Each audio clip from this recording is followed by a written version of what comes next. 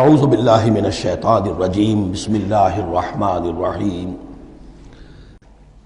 اب اس کے بعد اللہ تعالیٰ کے احسانات اور ان کی طرف سے جو ناشکریاں ہوئی ہیں ان کی بڑی تفصیل کے ساتھ اب بات چلے گی، تفصیل نہیں، تیزی کے ساتھ۔